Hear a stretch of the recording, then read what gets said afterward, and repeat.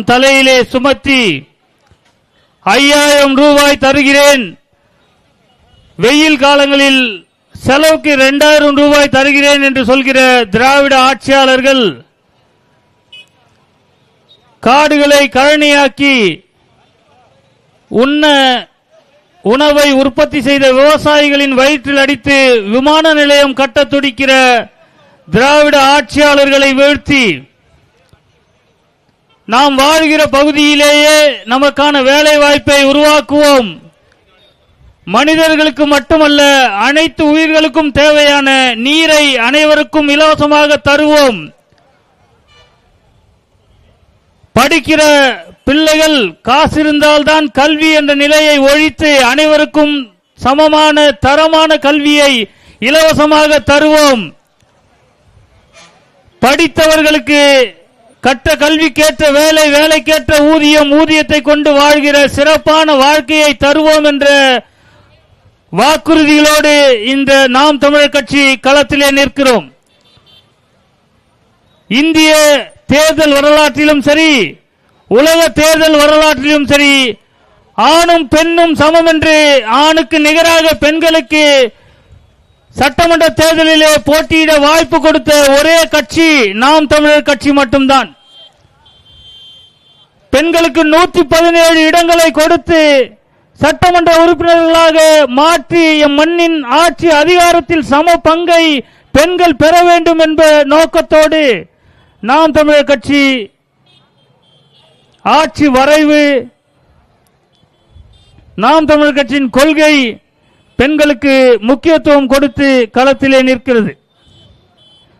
சமத்துவம் பேசுவார்கள், பெண் உரிமை பேசுவார்கள், பெண்களுக்கு எல்லா விடுதலையும் நாங்கள் தான் வாங்கி தந்தோம் என்று பேசும் திராவிட கட்சிகள் தங்கள் கட்சியில் எத்தனை பேருக்கு, எத்தனை பெண்களுக்கு வாய்ப்பு கொடுத்திருக்கிறது என்ற கேள்வியை கேட்டு பாருங்கள். ஒருத்தருக்கும் இல்ல. சிறுபான்மை பாதுகாப்பு நாங்கள் தான். எத்தனை இஸ்லாமியர்களுக்கு நீங்கள் வாய்ப்பு கொடுத்தீர்கள்? நாங்கள் தான் 10 இஸ்லாமியர்களுக்கு எங்கள் கட்சியிலே இந்த சட்டமன்ற தேர்தலிலே போட்டியிட வாய்ப்பு தந்திருக்கிறோம். திராவிட கட்சிகள் எல்லாவற்றையும் பேசுவார்கள், எல்லாவற்றையும் நாங்கள் தான் செய்தோம் என்று பொய்யை அள்ளி வீசுவார்கள். எம் மண்ணின் மக்களின் வளத்தையும் நலத்தையும் சுரண்டி கொழுப்பதை தவிர இவர்கள் செய்தது ஒன்றுமில்லை. இந்த மண்ணிலே நாம் தலைமையேற்று நின்ற அத்தனை தலைவர்களும் நம்மை அவர்கள் பின்னாலே ஓட வைத்தார்களே தவிர நம்மை ஒழுங்குபடுத்தவில்லை, ஒழுக்கமாக வளர்க்கவில்லை. அத்தனை பேரும் ஒரு சாதியை சார்ந்திருக்கிறோம். நாம் சார்ந்திருக்கிற சாதி தலைவன் தான் இந்த மண்ணை ஆள வேண்டும் என்று போஸ்டர் ஓட்டினோம், கொடி பிடித்தோம். அத்தனை சாதி கட்சி தலைவனும் நம்மை 2 சீட்டு 3 சீட்டுக்கு திராவிட கட்சிகளிடத்திலே மண்டியிட வைத்ததை தவிர சாதித்தது ஒன்றும் இல்லை. பாருங்க, இந்த சட்டமன்ற தேர்தல் ஆரம்பித்த நாளில் இருந்து யாரோடு யார் கூட்டணி, இதுதான் இங்க தாரக மந்திரமா இருந்துச்சு. ஆனா இங்க எந்த கூட்டணியும் இல்லாமல், நோட்டுக்கும் சீட்டுக்கும் எவர் வீட்டு வாசலிலும் நிற்காமல் 234 தொகுதிகளிலும் வேட்பாளர்களை நிறுத்தி எம் மண்ணின் மக்களுக்காக உழைக்க நாங்கள் தயாராக இருக்கிறோம். எம் மக்களை நம்பி இந்த களத்திலே நிற்கிறோம். யாரை நம்பியும் இல்லை, யார் வாக்கையும் நம்பி இல்லை. என் அன்பான மக்களே, ஒன்றை நீங்கள் உணர்ந்து கொள்ளுங்கள். நீங்கள் செலுத்துகிற அந்த ஒரு வாக்குத்தான் இந்த நிலத்தில் வெற்றி தோல்வியை தீர்மானிக்கிறது. ஒரு வாக்குத்தானே என்ன ஆகிவிடப் போகிறது என்று நினைத்து 500க்கும் 1000க்கும் கோட்டருக்கும் பிரியாணிக்கும் நீங்கள் செலுத்திய வாக்குத்தான் எம் மண்ணின் மக்களை அடிமைப்படுத்தியது. நாங்கள் இளமையை துளைத்து இந்த அரசியல் களத்திலே போராட காரணம் எங்கள் பெற்றோர்களும் எங்கள் பெரியப்பன் சித்தப்பன் நீங்கள் தான். இந்த மண்ணை அழித்தொழித்த திராவிட கட்சிகளை விரட்டி அடிக்காமல், எம் மண்ணை விற்பனைக்கு என்று எழுதி வைத்த கருணாநிதியின் ஆட்சியை ஒழிக்காமல், எம் மண்ணை விற்பனைக்கு என்று எழுதி வைத்த அம்மையார் ஜெயலலிதாவின் ஆட்சியை ஒழிக்காமல் எங்கள் நிலத்தை அவர்கள் இடத்திலே அடமானம் வைத்ததன் விளைவு நாங்கள் இளமையை துளைத்துவிட்டு இந்த களத்திலே போராடி கொண்டிருக்கிறோம்.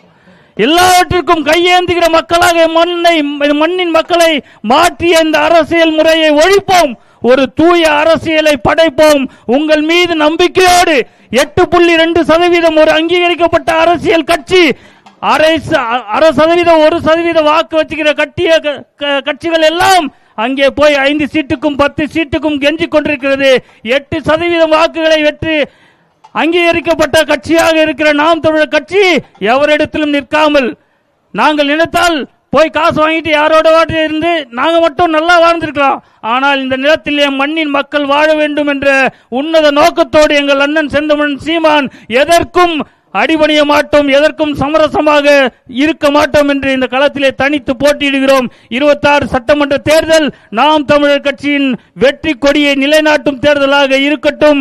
இந்த முப்பாட்டன் முருகன் மண்ணிலே தொடங்குகிற இந்த தேர்தல் பயணம் சென்ட் ஜார்ஜ் கோட்டையிலே நாம் தமிழர் கட்சியின் ஆட்சி அமைய ஒரு துவக்கமாக இருக்கட்டும். மக்களே, உங்களை நம்பி நிற்கும் எங்களை ஒருபோதும் கைவிட்டு விடாதீர்கள். இந்த மண்ணின் மக்களின் நலனுக்காக இறுதி வரை நிற்போம், உழைப்போம். நன்றி, வணக்கம். நாம் தமிழர். அடுத்ததாக மாநில ஒருங்கிணைப்பாளர் அண்ணன் பாலமுரளிவர்மன் அவர்கள்.